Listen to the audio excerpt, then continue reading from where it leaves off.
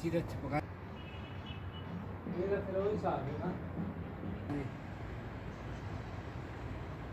ये डिलीट कर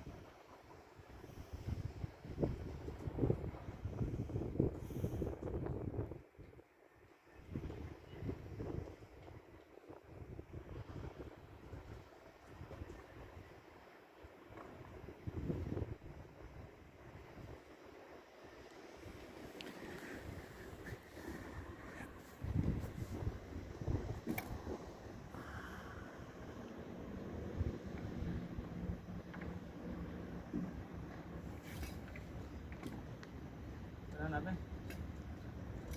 ऐसे में खाली बनाए तो खा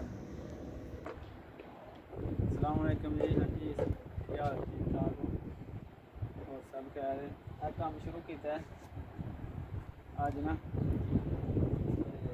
फिलहाल हम समान खत्म हो गया हम कल समान आएगा फिर दोबारा शुरू करा चेक करो सही होया और कैमरा शैमरा समान ला टैंकियां 18 ही थले से गिरे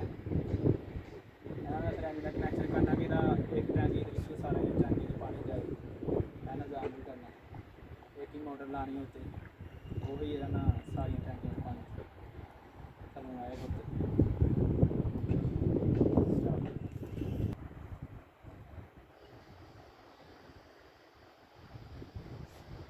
खाओ लानी नहीं चाहिए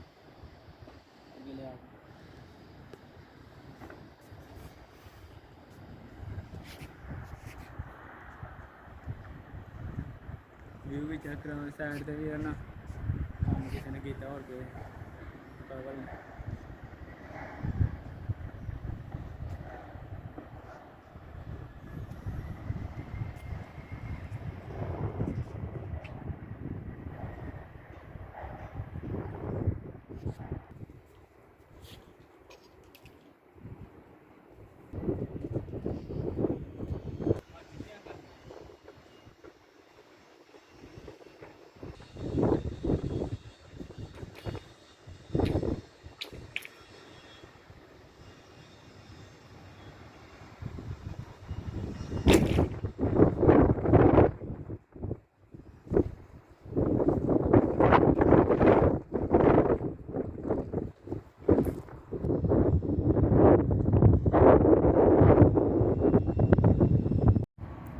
मैना जी वो जो मनवर है ना सामने